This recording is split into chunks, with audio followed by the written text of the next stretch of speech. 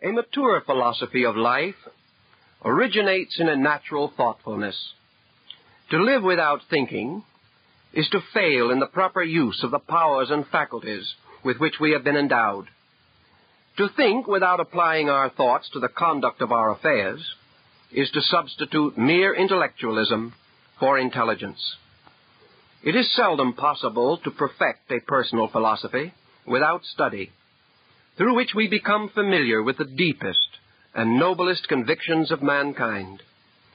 We must also call upon daily experience, by which we can convince ourselves of the reality and integrity of certain basic principles, ever present and forever true.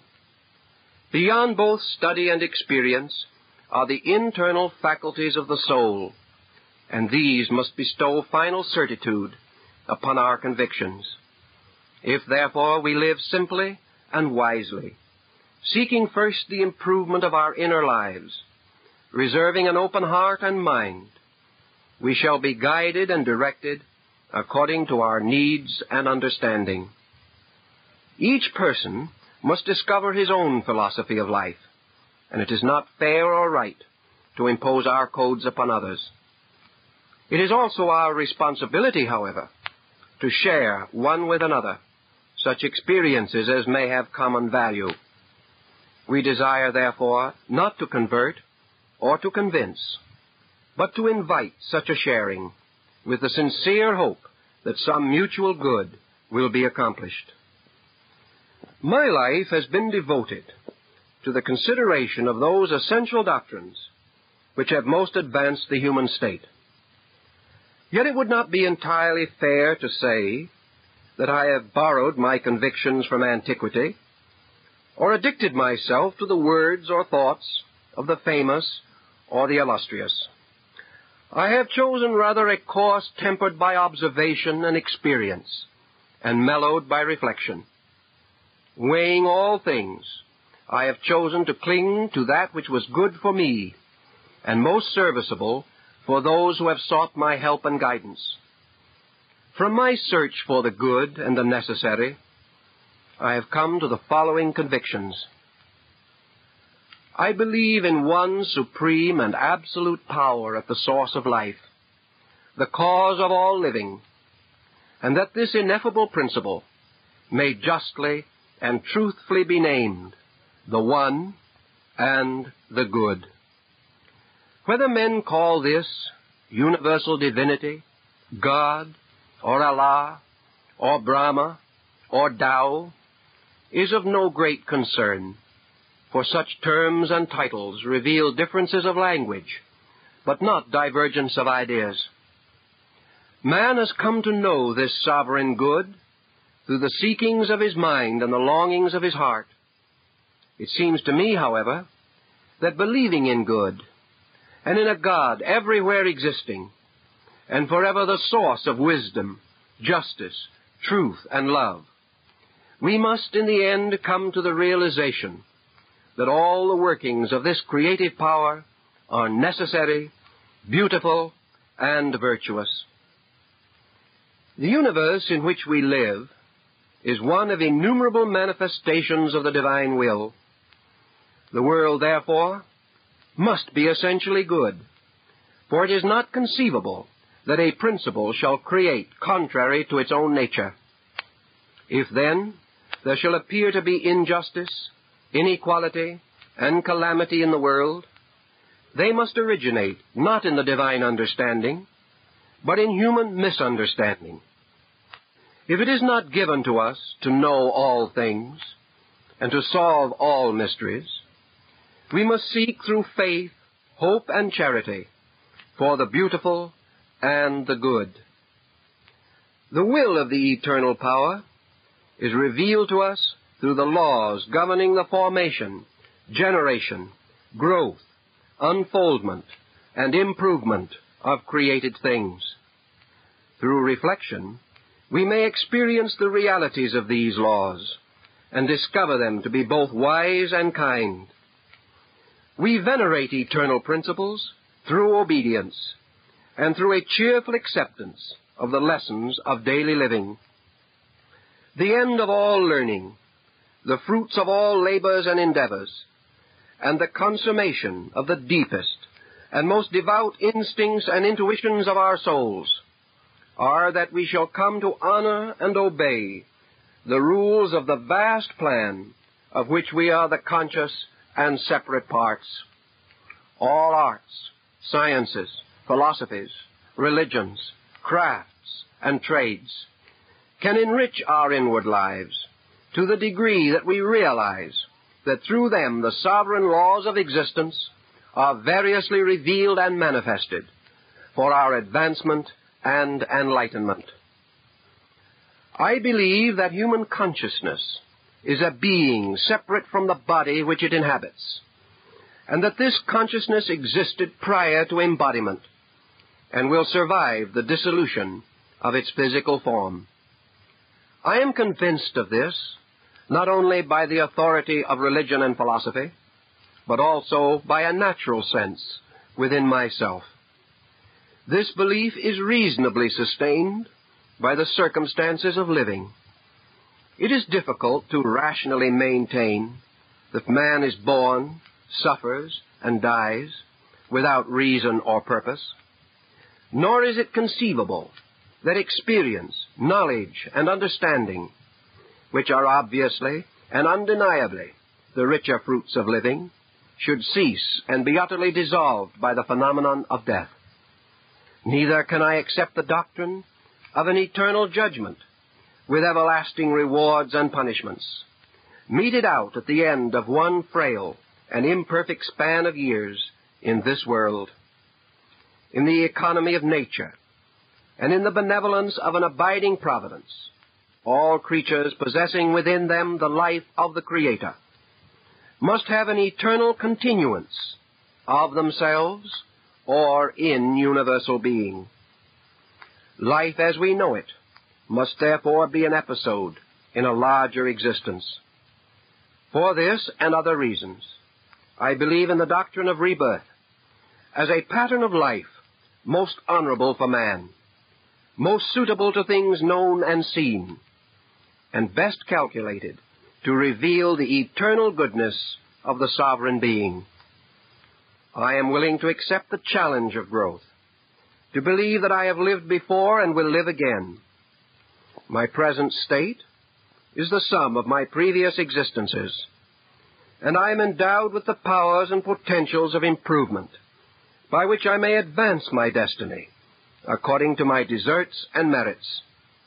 I seek neither to be forgiven for my mistakes nor applauded for my attainments, but take my refuge in a law of eternal good, which gives me the right to work out my salvation with diligence. I do not believe in a principle of evil, for I cannot reconcile such a doctrine with the eternal good which rules the universe with an absolute power. Yet I must explain, to the satisfaction of my own conscience, those appearances of evil which surround me. By experience and observation, I have satisfied myself that evil is another name for ignorance. Through ignorance, man becomes selfish, critical, and destructive. And from these abuses and misuses of his divine and natural resources, he causes corruption and discord in the way of life which he has fashioned. When man violates natural law or disobeys the code of his own kind, he brings upon himself certain retributions which appear to him to be unreasonable punishment. In the broad pattern of mortal existence, discord reveals the need for concord, selfishness, the need for unselfishness, cruelty, the need for kindness, and ignorance, the need for the tireless search after truth and beauty. Thus what we call evil is a servant of good, for it causes us, in the end, to depart from error and cling to reality. I believe in the inalienable right of every man and woman to worship his God and to seek truth according to the instincts and inclinations of his own heart and mind. Careful study has convinced me that all the great religions of the world, past and present, teach the same essential code of conduct. They all believe in the existence of a sovereign power or being. They teach in one way or another the immortality of the soul, and they affirm the ultimate victory of good over evil, light over darkness, truth over error.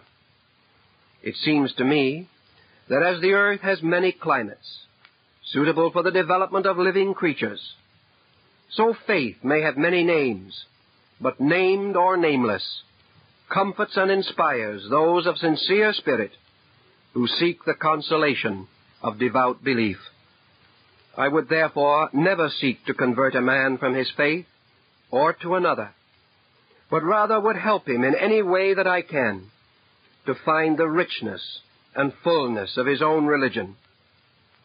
In time he will realize that as one light can be manifested through many colors, so one truth can be sought and found through the several colors of sincere believing. It may happen, however, that different religions have advanced and specialized certain parts, tenets, and doctrines of the one and eternal religion. Therefore it seems to me that through the study of comparative religion, we come nearer to the complete truth, which is the one and eternal faith. Conflict between beliefs, therefore, confuses and obscures man's natural instinct to worship the supreme good. For the same reason, I believe that all races and creatures are parts of one plan, and should not be regarded as in any way separate or distinct from that plan. All men, regardless of their races or nations, their colors or conditions, share one life, exist in one world, and are the children of one creating power. Therefore I shall measure a man, not by his complexion, but by his works, and will decline to hold any attitude which disparages him because of circumstances arising from birth or social estate. I am assured by my own conscience that if I cannot find the good in myself and in my fellow man, I shall in no way discover it in space or beyond the stars. I sincerely believe that I have been endowed with faculties, powers, and perceptions, for the use of which I am morally responsible. It is my duty to myself, to my world, and to the eternal power by and in which I exist, to govern my temper, subdue my appetites, refine my emotions, inform my mind, and increase my understanding. Failure to advance these causes must leave me a victim to my own intemperances and expose me to the just censure of my associates. Because I am a conscious being, and not required to follow the immediate instincts and impulses of my disposition, I can be kind, just, gentle, forgiving, compassionate, and self-sacrificing, even under the most trying and difficult circumstances. Both by observation and experience, and by the testimony of the ages, I inwardly know right from wrong, and good from bad. I may not attain to an absolute definition of these terms, but I understand them as they apply to me and to my own conduct. I cannot, therefore, claim to be wise, virtuous, or devout, unless by my actions I sustain such pretensions. It seems to me that the purposes of philosophy and psychology are to guide me in the moderation of my conduct. They teach me to be strong in the works of good, because they have brought me an understanding of the good.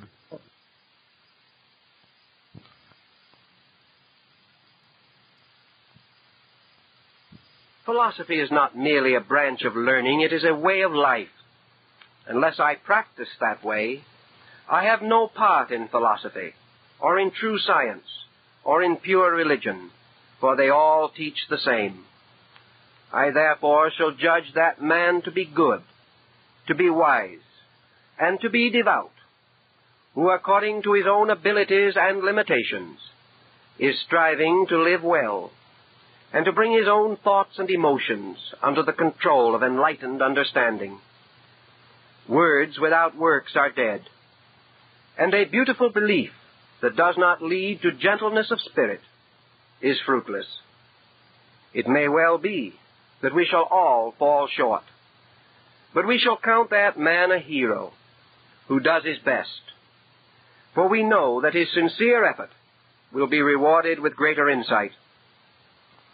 I believe it to be right and proper to venerate the good, as it is revealed through those who have served it lovingly and well. Therefore I respect and admire the great philosophers, spiritual leaders, sages, and saints who have gone before. I do not worship them, nor do I desire to copy any one of them, for I believe that each has his own destiny, which must be unfolded and perfected.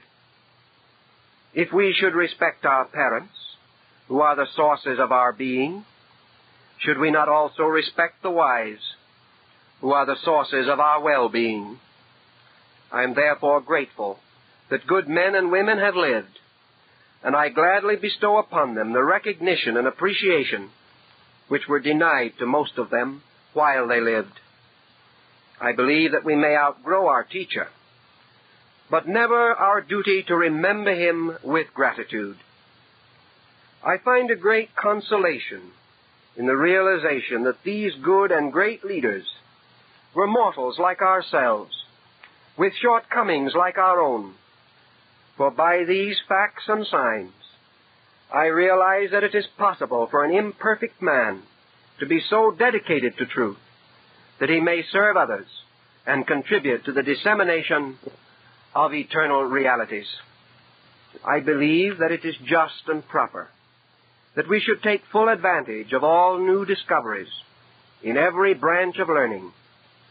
I cannot condemn science or education or modern philosophy because of their shortcomings. I know that they must be served by imperfect mortals who, like myself, are seeking to grow and to explore the mysteries of life, time, and space. I feel it to be unwise to criticize or condemn, lest I cause others to copy my attitudes or to feel that they are justified in agreeing with me. I have learned from experience that constructive words, kindly appreciation, and a full recognition of good intentions contribute more to the growth of others than fault-finding and disparagement. I am inclined, therefore, to be silent if I cannot commend. A good life must have communion with the inner parts of itself. It is right and proper that we should cultivate quietude and set aside some part of our time to gentle reflection. I believe that the eternal being within us makes known its purposes most immediately and fully through the peaceful heart and the quiet mind. It is therefore of the greatest utility to experience the presence of the eternal good as a benediction upon the spirit, inclining us naturally to peace of soul. There can be no peace without faith, for through faith alone do we discover the truth and reality of peace. I believe that the philosopher should be a law-abiding citizen, should keep the statutes of the nation and community in which he lives, and if he be unable to so accept and acknowledge, he should depart to some other region more suitable to his inclinations. Advancement in learning causes us to wonder about the goodness of things and to appreciate growth and progress. This does not mean, however, that we are unmindful of faults and failings. It is better to be inspired to correct a condition than to allow ourselves to become mere critics. As we cultivate integrity in ourselves, we strengthen and enrich society, thus gradually making possible all reasonable reforms. I have observed that those of cheerful disposition, well disposed toward others, naturally slow to anger, and quick to forgive, tolerant and inclined to cultivate peace and concord, are most likely to enjoy good health. Happiness and security must be earned by conduct, and are reserved for those who merit such rewards. Thus it seems that the laws of the universe assert themselves and make known the divine plan for man. Moderation is a virtue, for both abstinence and indulgence are extremes, and nature requires a middle course. I believe that possession is a conceit of the human mind. We are not here to exercise ownership, but to accept a certain stewardship. We cannot possess other persons without injuring them, and even more afflicting ourselves. To have more than we need is a burden to the soul, and a constant temptation to excess and extravagance. Those with many worldly goods have slight time or incentive for the cultivation of character. They become the servants of their own belongings, and are deluded with a false sense of security. It is good for every person to work. Love of religion or philosophy, or the effort to acquire spiritual graces, should never prevent an individual from being a self-sustaining member of society. To be skilled in a craft or a trade is to participate in the experience of creativeness, and to retain honor, and to preserve dignity of person. Nor can I conceive one useful labor to be more excellent than another, or that humble endeavor should be looked down upon or despised. Honest toil is as much a part of religion as the most elaborate ritual in the church or the cathedral. I believe that love is an eternal power and a natural part of the sovereign good. If all things be created by wisdom and supported by strength, they shall be perfected by love. Wherever the redeeming power is present in the world, working the mysteries of regeneration and redemption, there we shall find love. It is a medicine for the sickness of the mind, the debility of the soul, or the exhaustion of the body. By love all things are tempered and subdued, and their perfect works are revealed. For man there can be no proof of love, except that he shall love. By the power of love he is induced to sacrifice himself, and to place the happiness of others above his own. If he loves truly, he will act nobly. He will find no excuse for unkindness or discord, but will forgive his enemy and sustain his friend. There can be no peace in this world, no tranquility within man, no sharing in the grace of the eternal, without love. By it, wisdom shall be made alive. Knowledge shall be used for the common good. Science will become the servant of progress, and religion will end its doctrine of fear. Love is not to be declared or uttered or spoken, but shall be revealed by deeds. By it we are moved to do those things which bring joy to those we care for. True love can never be selfish or self-seeking, but gives of itself utterly and completely. I have further observed that it is most difficult to apply wisdom to simple things. It is easier to explain the universe than to understand the conduct of a friend. It is easier to plan a reformation of society than to build a good home or bring laughter to the eyes of the sorrowful. Therefore it seems to me that the truth-seeker should first put in order that which is nearest to himself. He discovers the wisdom and folly of his beliefs immediately, if he attempts to live these beliefs. If, however, he shall ignore his own life and seek larger fields of endeavor, he may live for many years addicted to false doctrines, without the truth being evident to him. Nor should he ever expect others to love and respect him, if he does not love and respect them. Two wrongs will never make a right, and it is against the greater good when we permit dissension to continue among ourselves. I firmly believe that religious experience is good and necessary, but I shall tell no man what faith to follow. We all need the consolation of the Spirit, which comes to those who humbly acknowledge their indebtedness to a sovereign power. The form of the faith is less important than its reality, but through forms, men seek the formless, which is the source of all. Likewise, therefore, it is good to pray, not for the things that we want, but for that depth of understanding which we need. Let us therefore pray that we shall live without offense, that we shall serve the good, that in all things we shall be kind, and that in the end we shall know our God. I believe that those who keep the law will be kept by the law. In the fullness of time, the human soul, vestured in righteousness and abundant in grace, shall return to the eternal being from which it came, and it shall abide in everlastingness, and shall know the peace that surpasseth understanding. I do not believe that souls can be lost, that an ultimate evil can obscure the works of good, or that the nature of being is anywhere within itself a source or cause of pain or terror. It also seems to me that the world in which we live, with all its creatures and parts, is a growing and unfolding being, and that in the fullness of time the grace within man shall so shine from him that he can build a beautiful society in which he can live peacefully, happily, and harmoniously.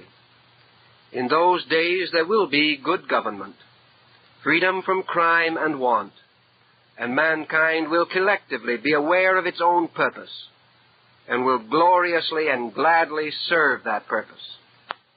Until such a time, I shall do what I can, according to the means which I possess, to make this possible, with no expectations of immediate reward. I believe that it is the duty and privilege of those in such special professions as are immediately concerned with the essential growth of man to be honest, sincere, and honorable. I believe that they cannot, without the gravest injury to themselves and others, allow selfishness or self-interest to influence them. It seems to me that we should be specially mindful in the educating of lawyers, doctors, statesmen, theologians, philosophers, and psychologists, doing all in our power to help them to understand the natural divinity and dignity of human life. For as these exercise a wide influence upon the popular mind, they should realize that it is in their power to minister to the inner needs as well as to the outer necessities of those who depend upon them. I believe that greatness of knowledge and wisdom lead to faith, and that without faith, knowledge is a madness and an affliction to the soul. I believe that if I follow in the path of wisdom, as revealed to me by the teachers of the race, by the inward instincts and intuitions of my consciousness, supported by the observations and experiences of living, I may live in a manner acceptable to truth. If I so live, I will earn and merit the right to a larger knowledge and understanding, but I am not entitled to more than is sustained by my conduct.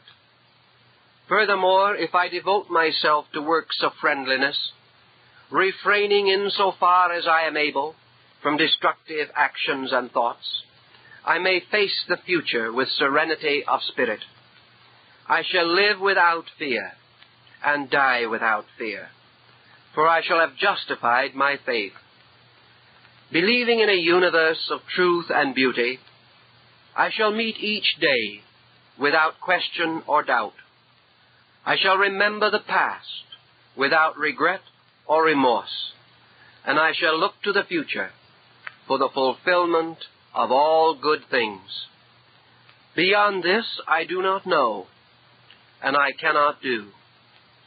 But I have faith that when it is necessary, I shall know and I can do. I ask no more, and I accept no less.